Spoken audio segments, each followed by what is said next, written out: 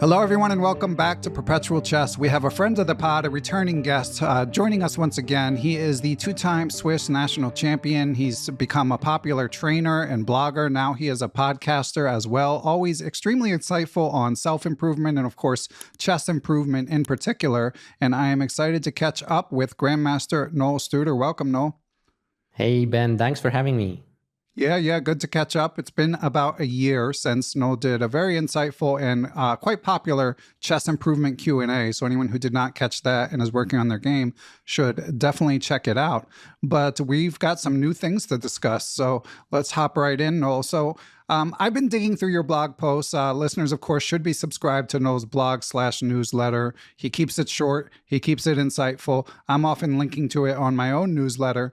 And he's been training for a marathon, which I thought might be an interesting topic to discuss at first, because Noël's been writing about things he sees as a beginner at something, although he's swiftly progressing beyond beginner, that he can apply to his own teaching. So Noël, you've written about, you ran your first half marathon, and I couldn't tell when that took place. Where are you now? Are you still training, done training? What's happening? No, I actually haven't done it yet. It's a month from now, from recording, that I want to run my half marathon. I have done a 10K race, so that's like a quarter marathon, or however you want to call that. And I started training in December with a plan. So it's about 3 months in.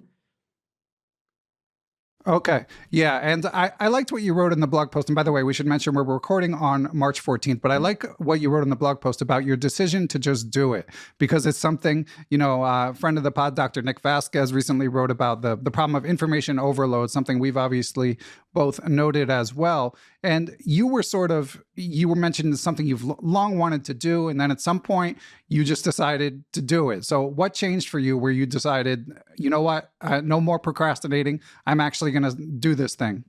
Yeah, it's been over a decade that I wanted to run a race. So like back in Bern where I grew up, there's this beautiful race. It's 16 kilometers. I think they call it the most beautiful 10 miles or something like this. So it's really through the old city, beautiful. And I always thought, I'll run this race. But every year I had but this year afterwards I have a tournament, or this year I have exams, or this. So I always came up with like an excuse for not doing it. And then a friend of mine told me, hey, I'm running this half marathon. Do you want to run it with me? And I thought, amazing idea. And then I just realized how my brain is coming up with excuses again. What if then I would like to do holidays? What if blah, blah, blah. So I came up with all of these excuses in one evening. I was like, okay, I'm never going to do this if I'm not signing up right now. So I just went to the homepage. I just paid $100. I said, okay, I'm in. That's it. So that was the only way to really convince myself to actually do it. Yeah, and I struggled. That's how I am with chess tournaments, So listeners who listen every week have followed this saga probably more than they would like, but I can't study if I don't have a tournament coming up. But then if I do have a tournament coming up, it used to be, that would mean I would study. Now it means I have a fighting chance at least. But did your mindset, once you signed up, were you able to flip your mindset? Yeah, it was very nice actually, because I had this friend that is a, experienced marathon runner. He actually ran full marathons as well. And so he said, hey, look, I have this training program. It's super simple. It's from a book. I can't even tell you the name of the book. And it's just a training program where basically what you're doing is you're running a 5 kilometer run as fast as you can, 16 weeks before the half marathon. And then you get a time on these 5 kilometers. And then according to this time, you just get a training plan that okay, 3 times a week I have to run. And he tells you exactly what you should do. And then depending on your time, you have to run quicker or slower. So I can run the same amount like my friend. He is just running it quicker. So in the end, he will also be quicker in the half marathon than me, right? But it's just super simple. And so thanks to this simplicity, I managed to say, okay, let's go into training. Let's get this started. And it was super nice for me. I tend to overthink a lot. And that's one thing that I see with many chess improvers as well. I believe there's so much information, as you said, as Nick was writing, information overload, right? There's so much things that we could do that for me, it was super simple. I have never Googled how to prepare for a half marathon. I've just listened to my friend who told me, buy 2 shoes, read this plan, go run. And I was like, okay, I'll do it. That's perfect. Yeah. And were you a runner before this at all? I ran when I was back in the days when I was still a chess professional. I ran just, trying to stay fit, but I wouldn't call myself a runner. And I hadn't run for like 2.5 years before that. So it was something very, very new for me to train like this. Okay. And when is the Bern marathon? So I'm not running the Bern one because that would be in May, I think. We are running the Zurich half marathon, and there is also a marathon on the same day. It's on the 13th of April. So it's really basically a month from now. Okay. But now I'm struggling. Now I'm really struggling. How so? So basically, I did what I get, mad about when my students tell me what they're doing, but turns out I do exactly the same thing. So when the training plan went well, I went smooth. Like I wrote how, I did this 5K race in December. And then a month later in January, I signed up for a 10K as a preparation race. And so I go to this 10K and my average speed is considerably faster than in the 5K. So I run double the distance, faster average speed. So I was like, I'm the king, that's just, right. I'm born for this. And so at some point I had the genius idea to say, hey, let me train a little bit more. Let me train a little bit faster and add some trainings to the training plan, which, well, it wasn't written on there. And by the way, shout out to my amazing wife, Alessia. She told me that wasn't a good idea. But with my head, I just said, okay, whatever. So what I did is I ran 17 kilometers on a Saturday. And then I figured, okay, next day, it's a smart idea to go 2.5 hours to play football with my friends. There's a lot of stop and go, a lot of running. It's indoor football, so it's really not good for your tendons and joints and everything. So 1 week later, I tried to run 19 kilometers, and turns out my knees were absolutely overloaded. And I had to pause for like 3 to 4 weeks. And now I'm just restarting because I just overused my joints and tendons. So yeah, it's it's a painful reminder to stick to the plan, but not trying to do more than is on the plan. Right. Yeah, that makes sense. And for listeners like me in the US who might struggle in their kilometer to mile conversion, I looked it up. I had to refresh my memory. 5K is roughly 3 miles, so you can just convert from there. So by the time Noel gets up to 19, as he alluded to, he's close to, 11 miles-ish, which is close to a half marathon. So yeah. And as a long time runner, yeah, I never wanted to do more than 5 miles. I'm always like, that's enough. That's good for me. And any other lessons that you think are applicable to chess from your experience? Yeah. So when I looked at the training plan, it was very interesting that the longest run, so 21 kilometers is the half marathon, right? That's around 14 miles, something around there. Yeah. So on the training plan, the longest run is 26 kilometers. So it's like 20% longer than what you're doing on race day. And this really reminded me of a principle I try to implement in my training as well, is that training should be harder than the running day or the competition day for chess.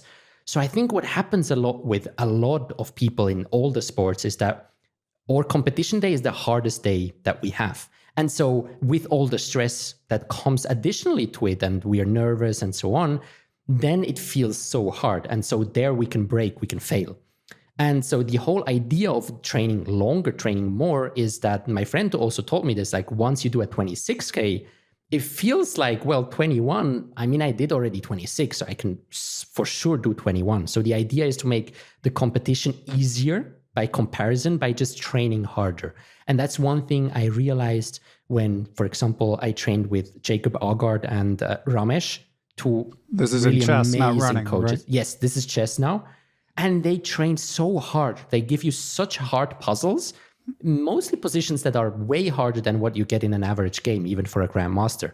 And so when this broke my head for 1 week, when I did a training camp with them, but then the next game you feel like, well, this is a breeze. Like Ramesh didn't even let me look at the board. Like this is so easy to play this game.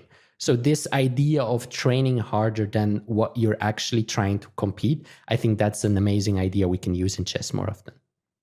And you mentioned that you felt like you learned some lessons, maybe gotten a little compassion or empathy for your students through this experience. Like, do you have any particular memories of things that sort of clicked for you where you're like, oh, I always say to just do this, but it turns out it's actually a little harder?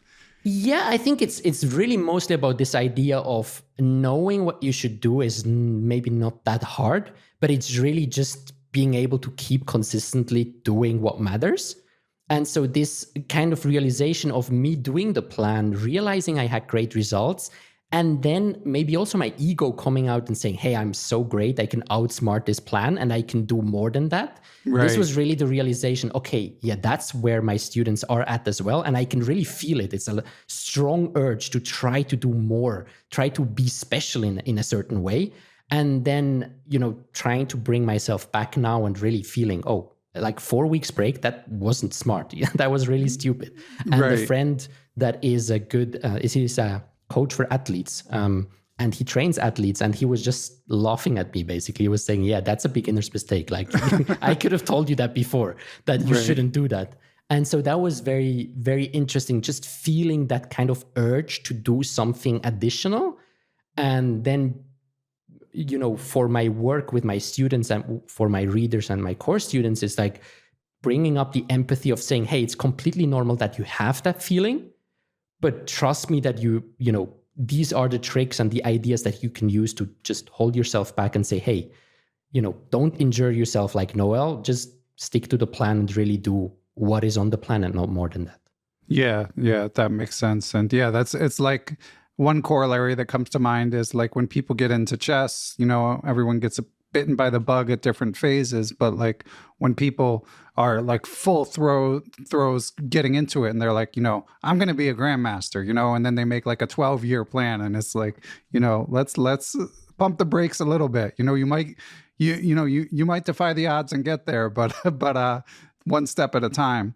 And no, that leads me to one of your blog posts that I have flagged to discuss, because I generally agree with you said, but I do feel like you did the Grandmaster thing of making things sound so easy. So the post I'm referring to is the leaking roof issue. And really important post, I think, for people. And anything we discuss, by the way, as always, I'll link to in the show notes and you can go check them out. And again, you can read each of Noel's posts in about 5 minutes. But the money quote from the leaking roof issue post is, quote, I have a leaking roof. I know where it's coming from. I tried fixing it, but I gave up. Now I simply live in a house with a leaking roof. So before we get to my bone to pick, Noel, what's the chess corollary of this leaking roof? So this was interesting because I had it in a few lessons, but there was one lesson where it really stuck out to me, where I had basically this discussion with a student, which was we realized what the student's problem was. It was really just in every single game, there was a concrete mistake, mostly close to a blunder, right? And so we talked about this, and then I asked, what are you doing about it? And he was basically telling me, well, I don't know. And I was like, wait, we've talked the last 5 weeks about that this is your issue. And I also gave some ideas on how to fix it. But it felt like he accepted it a little bit. Like, okay, there will be blunders in my game. And my point was basically, well, you can stop doing anything else as long as you blunder in your games. Basically, whatever you do in your chess training, if it's not trying to fix those blunders, you're basically wasting your time. So that was like understanding that if you have such a huge problem, so that's why I called it a leaking roof, like just, cleaning the floor and trying to buy new carpet doesn't really bring anything because the roof is still leaking and there's still the same problem happening. Yeah, I often quote Ben Feingold had a little clip that went viral probably like 5 years back at this point. The years just fly by, but he said if he was admonishing someone on like his stream or something and said like, if you're playing like a 2400, 90% of your moves and like an 800 on the other moves, you're an 800. Like people want to think like, oh, it's just this small thing, but it, that defines your results, the size of your mistakes. But of course, my bone to pick, Noel, is you're like, fix it. You're like, you just fix it, because with a leaking roof, you do just fix it. But I think it's more difficult than that with blunders. A lot of people are aware of the problem, and I think everyone is to a different extent. Like me at the 2100 level or whatever, I still like you could say, hey, Ben, why don't you stop making the types of mistakes you're making and then you'll be a better player? It's like, well, yeah, but that's hard to do. So I know that you do offer some prescriptive advice in your post, but I still feel like there's a big gap between like, working on it and it going away. How do you respond to this? For sure. I think there are different levels of this, right? So when I talk about blunders, I really think about mistakes where you make a move and you're thinking, oh my God, how could I have done that mistake, right? So it's really obvious moves. And when it's obvious moves, I think the problem for many people is, at least those people I talk to, is like, because it seems so obvious what the right response would have been, it feels like, well, this is not something I need to work on because, well, next time, because it's so obvious, I will do it better. Right. But if blunders keep coming up, there will be some underlying issue to it. So some people get into time trouble all the time, and then time trouble is their leaking roof because, well, in time trouble, you can't really control the blunders. Some people have focus problems where really their focus just completely disappears in a game. And that's a huge problem. So you need to work on your focus. So I think step number one is really realizing, okay, where is the blunder coming from? And not just thinking, well, because the move is obvious that I shouldn't do it anymore, that it will somehow disappear magically. So I think that's one of the main things. And then it's really tackling the problem at its roots. So if it's time trouble, it's not like, how can I play better in time trouble, but where am I wasting my time? How can I get out of time trouble or have less time trouble, right? If it's focused, then, well, you could be an amazing chess player that has super good openings, that knows the strategic ideas. But if you just lose focus during the game, in every single game, well, you need to fix that focus issue. So I think it's really understanding where the problem comes from and then working on that root problem ruthlessly and really saying, hey, for the next 3 months, I'm really focusing, when I play chess, I'm just focusing on not blundering. And it sounds simple, but it's like, until I have fixed this, I will not focus on anything else, at least not specifically focus on anything else. Okay. Yeah. No, it does make sense. And of course, we've talked in prior interviews and we've both written about like different kind of blunder checks. And, often it involves sort of developing a thought process, or at least attempting to. I mean, that's another thing that's hard as an adult because you've got all these ingrained thinking processes that are hard to adjust. But I agree that conscious work is required on those things, and often it is just kind of constant awareness. But it is still it's still hard. It's not. That was my only gripe with the blog post. But it's certainly like again to mention friend of the pod, Dr. Nick Vasquez. He recently wrote about like a revelation that it's really about like to improve, and he's like 1600 USCF or something like that, and he's like, it's really about raising your floor rather than your ceiling. And I also think that there's and this has also come up, of course, on the pod before, but there's a desire to want to be exposed to new ideas, to study something different, to learn a new opening, to stretch your mind with some calculation exercises, and that stuff is all well and good. And there's certainly a place for it. But if blunders are deciding your game, that's the biggest bang for the buck. 100%. And it's, again, I want to kind of say that it's normal that we have this temptation. It's just important that we are aware of it and then we do something about it if we really want to improve. So as you said, like just the shiny object syndrome, we all have that. It's totally normal. It's ingrained in our human psychology. The difference is do you realize it and then say, okay, I really want to improve, so I stick to the simple stuff? Or do you get, led by it and you buy courses left and right and you think, oh yeah, I will now focus on this rook endgame or this strategy or this new opening where actually your problem is simple? So yeah, it's the problem is often the simple but boring things that are really making the big improvement. And that's coming with a second problem, that when you improve, people often think, well, I didn't really do that much. I recently talked to a guy from my course, Anthony, he is called, and he won 250 points in a year.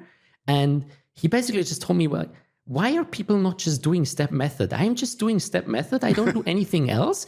I do it as you outline in your course. And I just improve. And I was like, yeah, sometimes when you do the simple stuff, it seems so obvious, but everybody else is like, just step method. I want to do something more special or whatever. So yeah, it's really this fight between what we would like to do and what really works, and then bringing yourself to do what really works, and maybe, having that fun time where we say, oh, I read this book about inspiring chess personalities, but I understand it's not really going to improve my chess, but I have a balance of the two. Yeah. Well, it sounds like Anthony is also playing a good amount, because in order to gain 250 points, you have to be playing a fair amount. So that was online rating. Yeah. Yeah. That was because over the board, that's very hard if you're not Yeah. But that is another important piece of the puzzle. Yeah. And a lot of listeners are probably familiar with Chess Steps method, but I echo Noel's recommendation. We'll link to it. It's a curriculum that goes from 0 to 2200 in theory, really cool puzzles. And as I also mentioned recently, Hanshu, another friend of the pod, has been doing some YouTube videos around it. So I will drop a link to that as well. And then your most recent post as we record, Noel, was about accuracy scores. And I thought this one was super important. So what did you notice in interfacing with your students about how they use accuracy scores? So I had this interaction with one student where basically I got into the lesson. I thought, oh my God, I'm so proud of this student. He played such a nice and clean game. He played simple chess. And so we start talking about this game, and he just looks in my eyes and he said, but I only had 50% accuracy score. And I was like, well, wait, that was a great game. I didn't even look at the accuracy score. I never do, honestly. And he was like, yeah, but something must have been wrong. And so we go through the game again, and according to the accuracy score, he missed a lot of easier wins where he was type minus 15, let's say. Right. And he just made a simple move where he was minus 5. And that's why I was so proud of him, because he was rated around 1,000 chess.com. So I tried to teach him to play simple chess, to not go for the fancy stuff. So just safety, you're a piece up. You don't need to win a second piece. Just let's, chill out and trade pieces and win the game. And so I felt it was a super clean game. And the accuracy score was just like, this move is wrong, this move is wrong, this move is wrong, this move is wrong. And so he took the completely wrong thing from this game. He was disappointed with himself, and he thought he should have played better, where I, as a coach, was super happy with that game.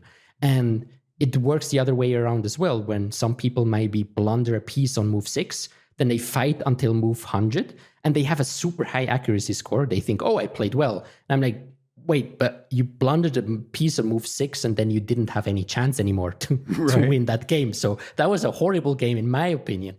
And so I really found that accuracy scores, while they make chess fun, and in a way it can be nice to gamify chess, really for improvement, usually, especially improvers earlier on, they take the wrong thing out of the game if they just look at the accuracy score.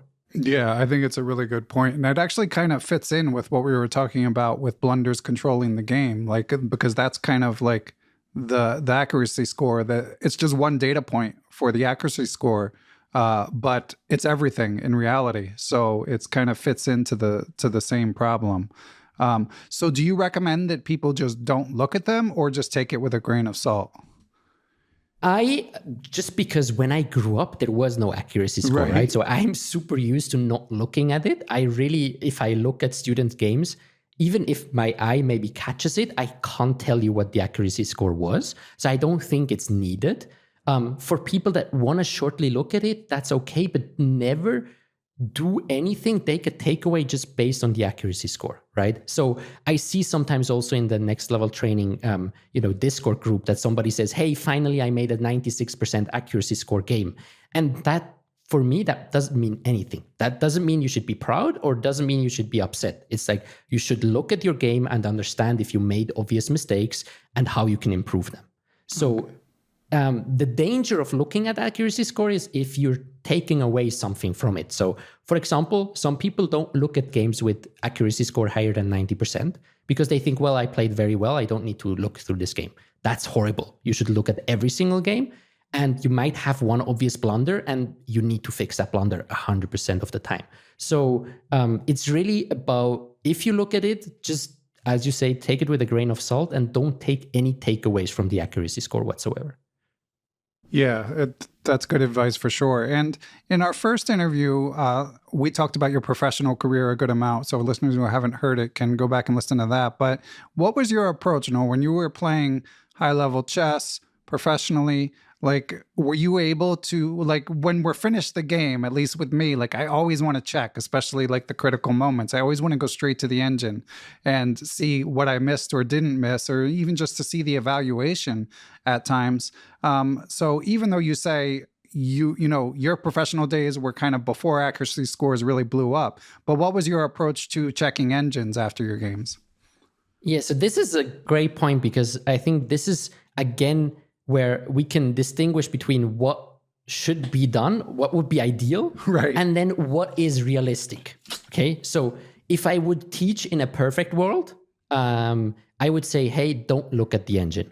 Okay, don't look at the engine, go through it yourself first. So that's unlimited time, and we are all perfect and we can execute perfectly.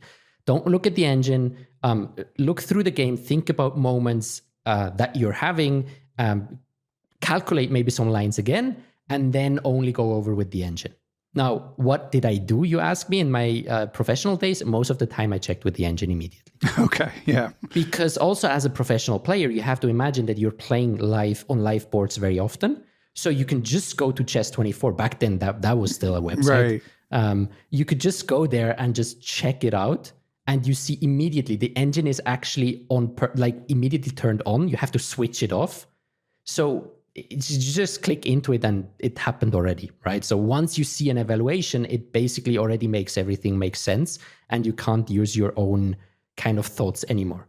So what I try to do, and what I try to do with my students as well, what I recommend is for longer games, so if you play over the board chess, take 10 to 15 minutes to just write down all the thoughts and the key lines. So for example, if you have a game where we feel like, oh, I butchered move 20, and from then on I felt I was totally lost. So just this thought needs to go down. So you need to write that down before you look at an engine. Then maybe you think move 27, you calculated something, you weren't sure about it, write that down as well. And then when you have the key things, then go over with an engine and fill your curiosity. But having those key moments written down before you get influenced with the engine is hugely important if you really want to improve your game. Yeah, great advice. And again, as you point out, like it's so easy to say, but not as easy to do. But at least we know that that's what we should be doing. Another post I wanted to discuss was why CEOs, in your experience, and again, this all it all fits together in a sense, but why CEOs, in your experience, are not necessarily like. I think your post is called "Why CEOs Suck," so we just won't sugarcoat it. So why do they? No. Okay, so just to save my name for all the CEOs out there, I titled it "Why CEOs Have a Hard Time Improving Their Chess." But okay. Yeah, that was my that mistake. Was your I guess words. That was my shorthand. So it really goes about most of the things that we've already touched. So I think if you manage to get in a position like CEO or a successful lawyer or investor, whatever is seen as highly successful in the professional world, let's put it this way, you need to grind a lot, because the school system is a lot about grinding still, and the working environment in most companies is also a lot about grinding and just doing more, basically showing that you're ready to do stuff. The problem is in chess, that's not going to work for you. Okay, just playing more without analyzing, not going to work. Just trying to cram some stuff into your brain without understanding it, not going to work. And maybe it's going to work at the beginning, you're jumping high, and then at some point you just hit the plateau. And for those people, I found it extremely hard to work on the quality of their chess training because they want to do more, right? So they are used to a huge load of training. So usually my approach is when I get a student and they say, hey, I'm studying 30 hours a week. By the way, immediately alarm signals going off. I'm like, that's not good. Yeah. So what I always say is first quality and then quantity. So what I try to do with those people is to say, okay, we train less. We make sure that you're fully focused when you train, and then we can build the hours out. So that would be the equivalent of running. We're not going to run 20 hours a week, but let's run with the right technique, 3 hours a week. And then if we can do that, let's move up slowly. And what happens with most of these students, if I work one-on-one with them, they just actively tell me, no, I'm not ready to do that. Or they secretly somehow play a little bit more. They do a little bit more. They want to do the same as I did with my training, just to quicken up the process by doing more. And then the quality is bad. And then you're getting in this vicious cycle of just wasting time. Your brain gets more fried. You lose motivation. You lose games. You have higher kind of expectations at your results because you're saying, hey, I've spent 30 hours on this game and I've just played so badly. I'm so frustrated.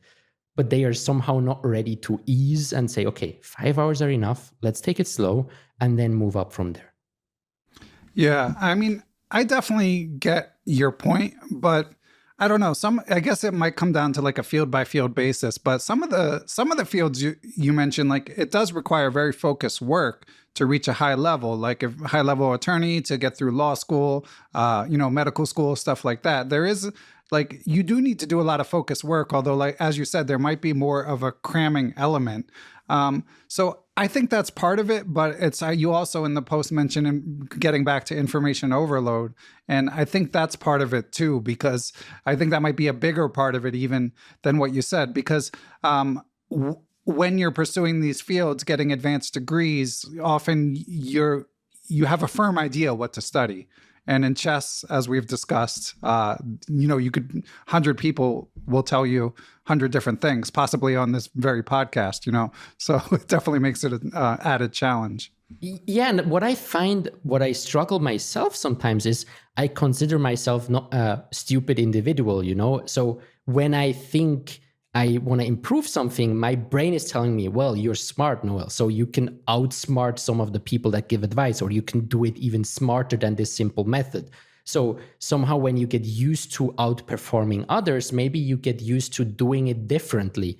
But then sometimes you're not able to just take a simple plan and say, okay, let's roll with it. But instead you're thinking, okay, this simple plan, like what I had for running, right? Like, oh, I like this plan, but now I'm improving faster than other people. So let's run a bit faster and let's increase the speed. And sometimes maybe, having that kind of experience in being successful can hurt you in that sense, where somebody else is just saying, hey, I like this plan. I just studied this plan.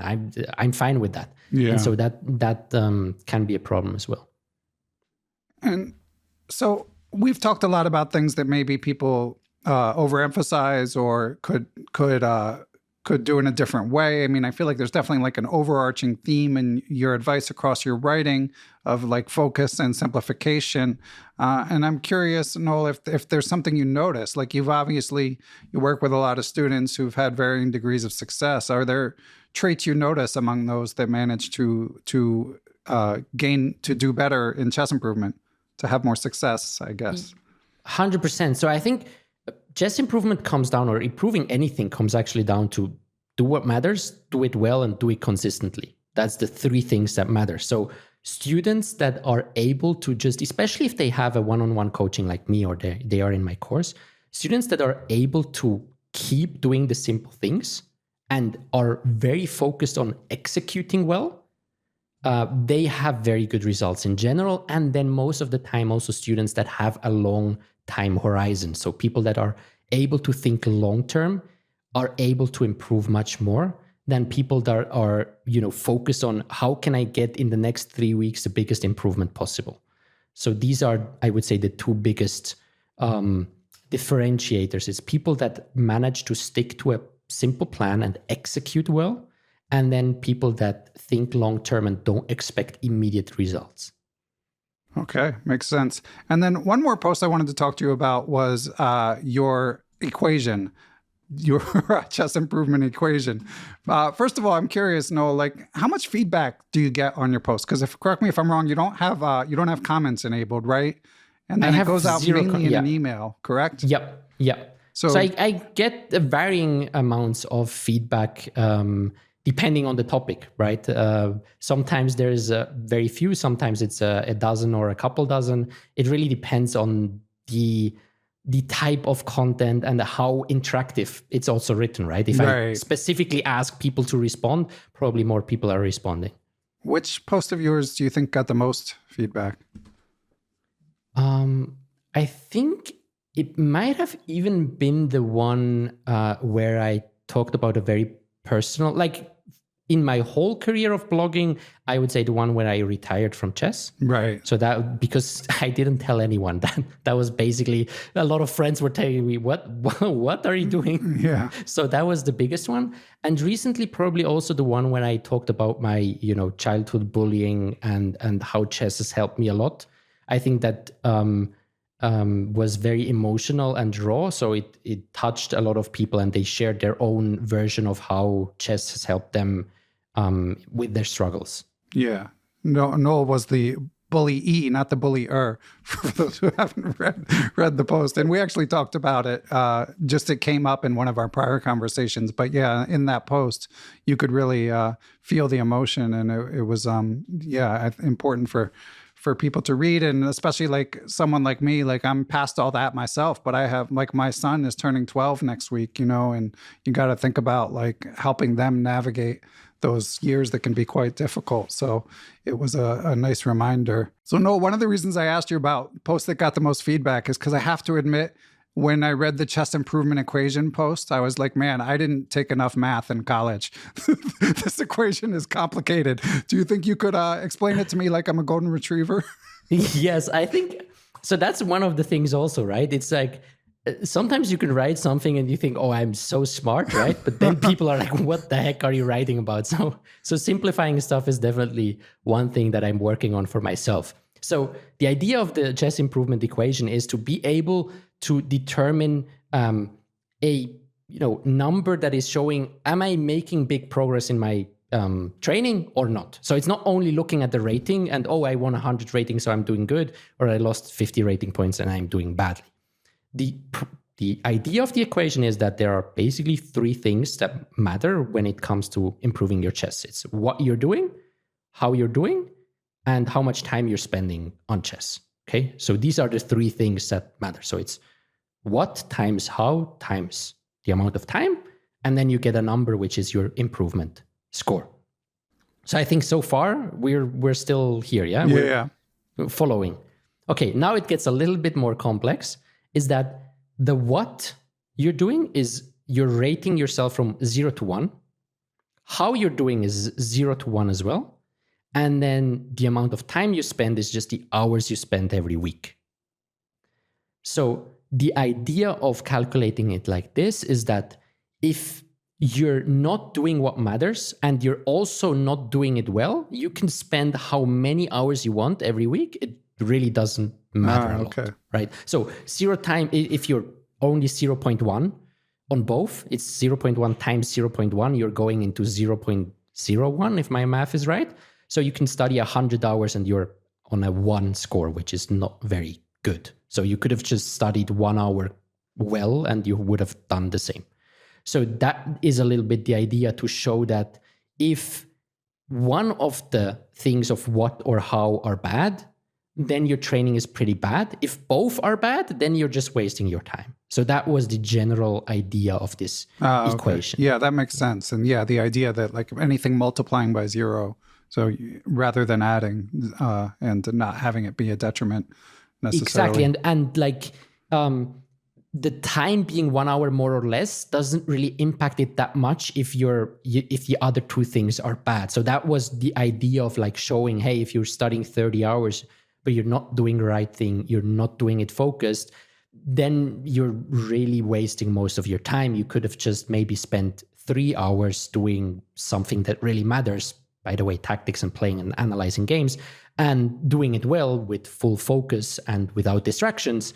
Then you're having the same output, but you're spending 1/10 of your time on from somebody else. So that's the general idea of this equation. Okay. Yeah, that makes sense. Yeah, and definitely good advice, as always.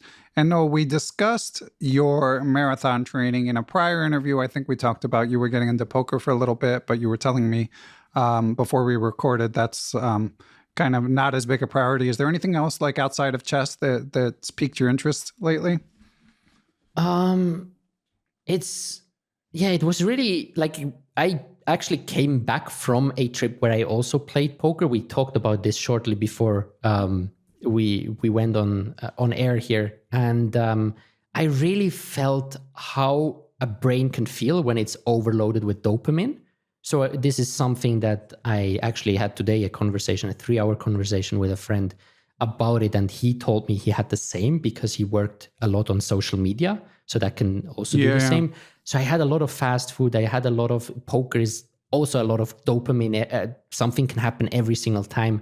And I just started to have a hard time to focus. So it's not like something that is completely outside of chess, let's say, but just a general, what can I do to focus more? And what can I do to do the things that I know help me, but are hard to do? So this is a constant thing on my mind because I feel it both helps me to help my students, because at the end of the day, if we say we all know what you should do in chess, then it's just about helping people to really execute. And it also helps myself. And so executing, like, how do I do the things that I know that help, is something that is big on my mind. And I'm trying out many things. I try to give along with the newsletter things that I figure out, but I have to say I think if we figure that out, we are, rich, have 6-packs, are super healthy, live Right. until 150, like everything is perfect, right? So it's really a lifelong learning progress of like, how can I execute what I want to execute? Yeah. And I know in the past you've done like digital detox periods and stuff like that. Are you still doing any of that? Yeah, I still try that from time to time. I have to say I got worse at actually executing it, which is a funny thing in itself, right? Because it's really about the execution. But yeah, I'm trying small hacks. I'm trying, lately I tried the Wim Hof method, which is like a breathing method to release stress. I'm on and off with meditation. I know it helps me. Sometimes I don't stick to it. I try out different ways of writing diary. I try out different days to structure my day, like different like schedules. Should I work in the morning? Should I work in the afternoons? So as a self-employed person, you can try out so many things. And yes, mostly it's funny. It really all comes back. Mostly it's really just not trying to be fancy, but doing the simple stuff. Like just put my phone away when I'm working because the phone is a big distraction. If I don't need to have internet on, then just switch internet off and really focus on what I'm doing. Work in timing slots. So Pomodoro technique, for example, something that I use. It's usually basic stuff. Again, it's just we know what we have to do. It's just, can I bring myself to do it? Yeah. Amen. Always a challenge. And speaking of your work, so as we record this here again, mid-March, I know you've been in the lab tidying up your next level chess course. So what's going on with that? So I filmed that in December 2022, and I felt like, okay, it's time to expand, revamp, do just a new version of it. Mostly because I felt that what we've talked about today, the course helped in terms of giving knowledge, but it wasn't as interactive. So most students that failed were like getting a lot of knowledge, but didn't know how to apply it. So now I wanted to make it much more kind of interactive and saying, hey, you learn a tiny bit of training better. Now you go train and try it out. Then you learn this other thing in training. Now you go try it out. So I wanted to make it more interactive. I wanted to make it higher quality so you can actually see me. It's not just a PowerPoint that is showing on the screen. And so I just felt, okay, let's just re-record everything. And now I'm basically done. I have it's now 3 parts, not just 1 part. So it's expanded as well. Very happy with the result and very curious to see how the students, old and new students, react. Okay. And what's the course called? Now it's called the Simplified Chess Improvement System. Okay. So that's what you'll hear me talk about as well sometimes. Yeah. And for listeners, again, in one of our prior interviews, we discussed the course as it was then. I watched it prior to that. So like, as you look back at that from 2 years ago, what do you think is like or more than 2 years, what do you think is the biggest change? Like, do you have any philosophical change, or was it more just sort of like you said, kind of addressing that void of it being more actionable? It's mostly trying to be more actionable, trying to be less perfect on what exactly you're doing, but more emphasis on execution, right? So I felt that the people that had the biggest results were the ones that managed to execute. Right. So like my whole question was, how can I help people execute doing the right training? So maybe sometimes even, being a little bit less, oh, you have to absolutely do it this way, right? We talked about game analysis. If you're telling someone you need to go back to your hotel room, study 3 hours, put a board, think about your game and so on, it's like, that's not going to happen. People won't execute that. So it's really about executing. And one big change is that with the previous course, you watched the whole course and then you created a training plan that fits your kind of level, your needs, and so on.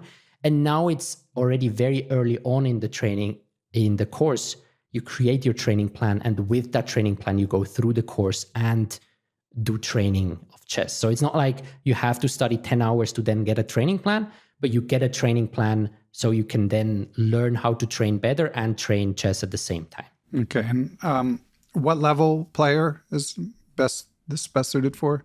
So this is targeted at players 1200 plus. So I have a separate beginner course because I think if you're up to 1200chess.com, there are, you can say generally you should do this, you should learn this. Then higher up it gets more difficult. So it's for players that are over 1200. And in general, it's for players that are ambitious and really serious about improving their chess. So it's if someone is saying, hey, I'm spending 1 hour a week on chess, I just like to watch some opening videos, it's not the course for you. Like it's not, because it's really about how to train well, how to train focused, how to really bring your mind to chess when you train it. So if you really want to improve, I think that's the course for you. But if you're just like, yeah, okay, I like chess, but I don't really want to focus when I play, it's going to frustrate you more than it's helping you. Yeah, and full disclosure, the course is not cheap either. So like you don't want to get it if you're just like not going to watch it, Exactly. It's really meant to be executed, and then for people like it will. I hope people will use it 5, 10, 15 years from now when they improve anything in their life, right? Because it's really a framework of improving stuff. But it only works if you execute it. So it's really something that you watch and then you do what you learned and then you improve over time. So if you really want to improve, it's good. It always comes back to actually doing the thing. Exactly. Whether we're talking about training or chess or putting our phones away. 100%. Or whatever it might be. And are you still doing the money back guarantee? Yes. Okay, so yeah, it's 14 days. So last time we talked, I think it was 30 days. Now it's 14 days. But yeah, 14 days. You should have gotten a grasp of, do I like this course? Yeah, is this for me? And again, if you're ambitious, if you want to put time in your chess and you want to improve, I believe this is a good course for you. But yeah, you can get a money back guarantee 14 days if it should turn out that's not for you. And for listeners, I'll put a link to Noel's new updated course as well as his beginner course. And if you order via the link, you will get a discount as well as help to support Perpetual Chess. And I've watched Noel's stuff. Again, it's a big investment, but if you're serious about your chess, it's a good bang for your buck. And he tends to have happy customers in his Discord. Well, Noel, it's been great to catch up. So are you even thinking about your next project with this one not quite like pushed out into the world yet? I actually committed to working still on this. So as people will see, there are some sections that are written coming soon. So it's I will add, for example, something on time trouble. I've meant that's huge. Think about this for a long time. There will be something about how to think in chess. So I really want to make it even more complete. So my main focus will really be working on this course and just to say the obvious thing that if you get the course, and if you had it before, by the way, guys, if you had it before, you will get the updated version. You don't have to buy it again or something like that. So everybody that gets it, the updates will be added to the course. So it will be my main focus to work with those people and just help the execution, right? Kind of trying to understand what is going wrong, what stops people from executing, and then getting better at helping people to really execute what matters in chess training. Okay. And I know, so we've talked over the years, like you, in your early days of blogging, were writing some about professional chess, kind of both due to your own interest in self-improvement and becoming more of a full-time trainer, and maybe due to the way the wind's blowing in professional chess. Obviously you've switched your focus, but I'm curious, like, how do you keep up with all the drama now? It feels like it's nothing but drama. Like, even though you don't write about it, are you still following professional chess and stuff? I'm actually super happy that I basically don't. Yeah. Because it's, again, this kind of, oh, what happens next? Oh, my brain is just filled with drama and unnecessary stuff. I can't really do anything about it, or at least I decided not to go in this direction. And so I'm like, hey, it just stresses me. Like, I just get sad and upset. So I'm just like, okay, let's just focus on what I can change. And I think I can help so many people. And it was funny because back in the day, I still wrote about some FIDE stuff and whatever. And I got a few emails that were just writing me, hey, I appreciate your work so much. And it was one of the safe places where there was none of that bullshit. And now you start writing about that stuff. Right. So I was like, oh, okay, so you don't even like that. Like, what I'm getting upset. My readers are getting upset. Like, what am I doing here?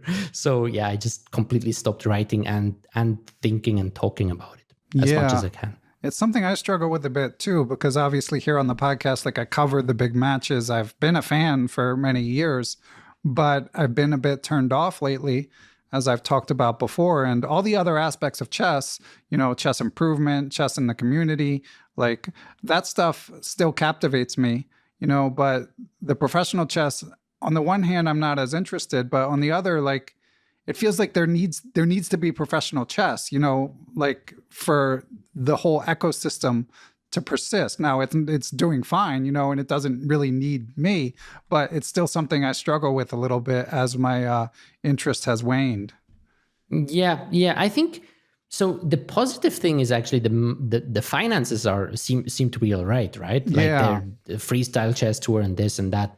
It's just that the characters in the chess world are pretty hopeless at the moment. But like, you got what can, like, sure, you couldn't argue we have some reach, but it's like, I think it's a very personal decision. Like, am I going to impact my own life, the quality of my own life, by trying to change something that, being honest, like, what is a retired GM from Switzerland going to do about what FIDE is doing, or freestyle, or whatever? Like, what can I do, right? Yeah. So it's like, I've consciously decided to not following it anymore. And I feel actually also I left X before leaving X was cool. Right.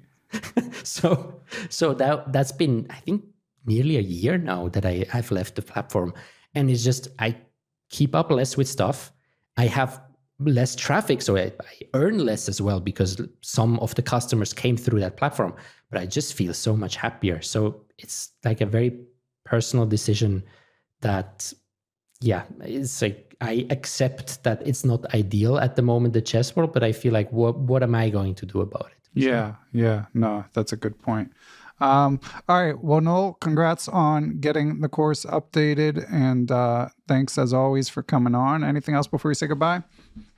If people have questions, contact me. Those that are smart enough to find my email will be rewarded. Let's put it this way. Yeah, and Noel, he's pretty responsive via email, I found. So I guess you could call that a dare. Hopefully you don't get yeah. That sounds like an overpromise. But if you're saying you're coming from this podcast and you found my email, there will be a response to your email. Okay, excellent. All right. Well, thanks as always, Noel. I'm sure we will chat again in the future. Thank you so much for having me. Okay.